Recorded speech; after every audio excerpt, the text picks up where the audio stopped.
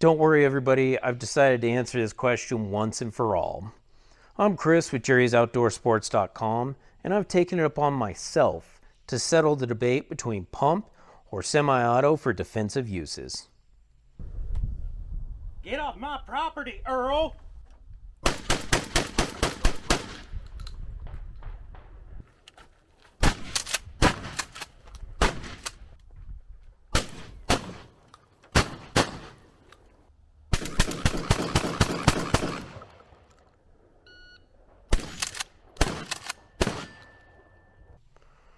Okay, so no. I'm about as likely to end this debate as I am to bring about world peace. But the comments are going to be gold in this. There's going to be at least a few people telling me how insanely wrong I am. I so look forward to it. One thing I do hope to do with this video is change some attitudes about shotguns like my attitude needed to be changed. But before we can do that, I need to address some housekeeping. YouTube is back at it with the strikes, and even channels like Mr. Guns and Gear, Military Arm Channel, and Gun Collective are feeling the heat, and now we are too.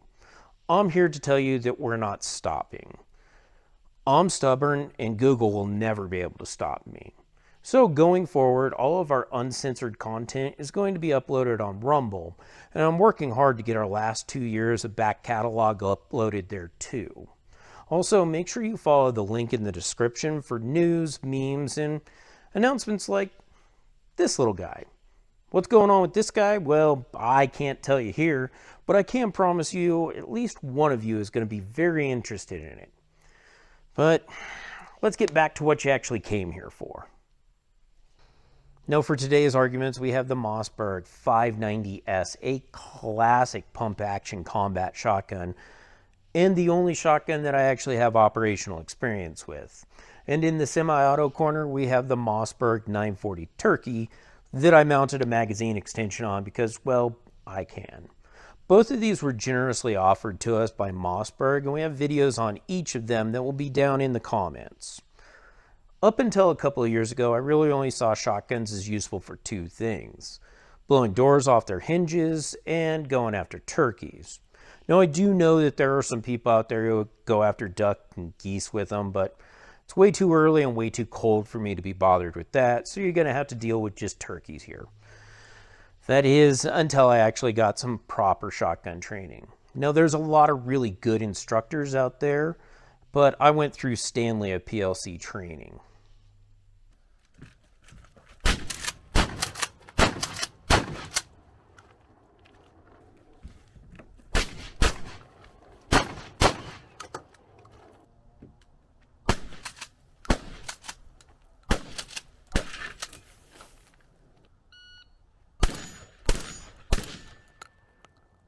Now, there is one aspect of shotguns that is not debatable, and that's effectiveness.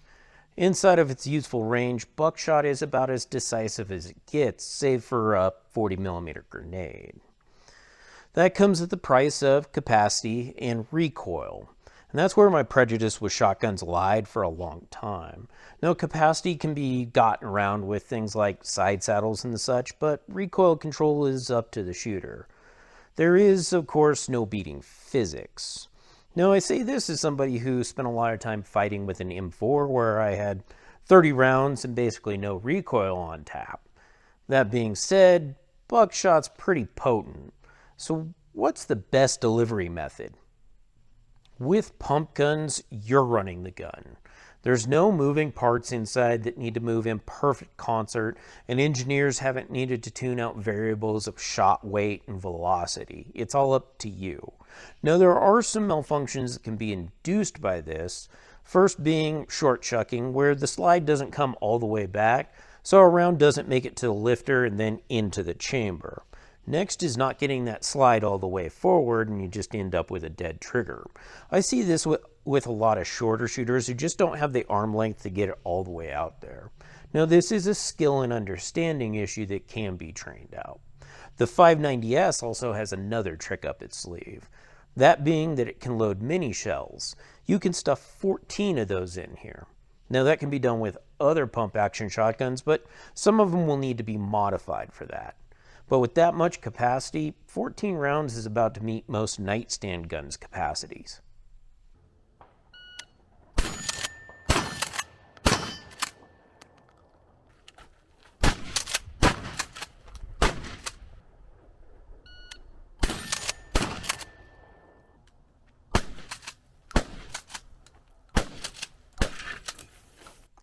Semi-auto shotguns are the other side of this coin. It fires and a precise set of actions have to take place, and it's up to the engineers to make sure those occur. It's this that's led to semi-auto shotguns being known as finicky with different loads. The engineers have to tune out the immense variety of weight and velocity in shotgun loads there are. There wasn't even really a reliable semi-auto shotgun until the late 90s with the introduction of the Benelli M4. That really only had to deal with buck and slug. Now, one advantage you do get from semi-autos is that the action does bleed a little bit of that energy, leading to reduced perceived recoil, but physics still gets its pound of flesh there.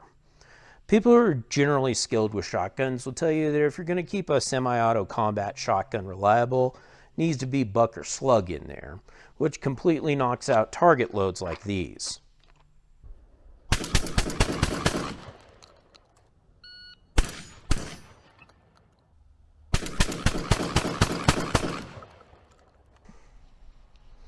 Well, that wasn't supposed to happen.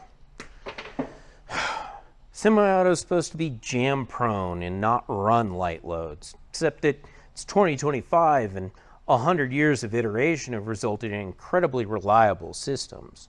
Now, I only own one shotgun, in 12 gauge at least, and that's a Mossberg 930, and it's been known to be a little bit choke-prone. Mossberg really did their homework when it comes to the 940. Every bit of birdshot and target loads that I put through it were totally reliable. That being said, I don't advise birdshot for defensive uses at all. With 3-shot drills, basically 3 steels set up equidistant from one another, with the 590S I was able to get an average time of 2.67 seconds. With the 940 I trimmed that down to 2.04 seconds. That's a time savings of 2/3 of a second. No fussing with the slide, the system soaking up a little bit of that recoil, and my full attention directed towards my next engagement. Translating that to a high stress situation, no question about it. If I have to stake my life on a shotgun, it's gonna be on a semi-auto.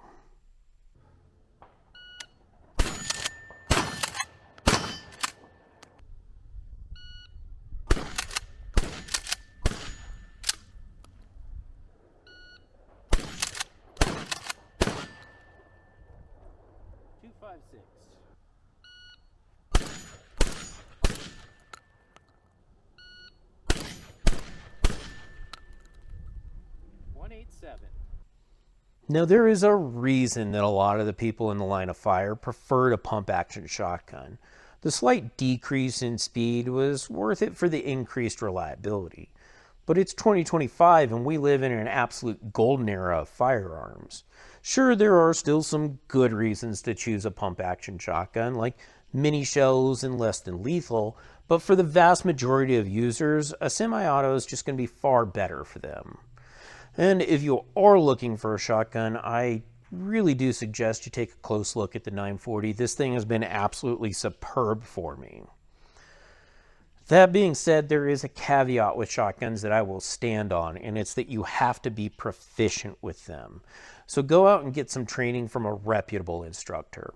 And before everyone says it, I don't want to hear anything about, oh, the psychological effect of a shotgun cocking. That is wrong for a multitude of reasons.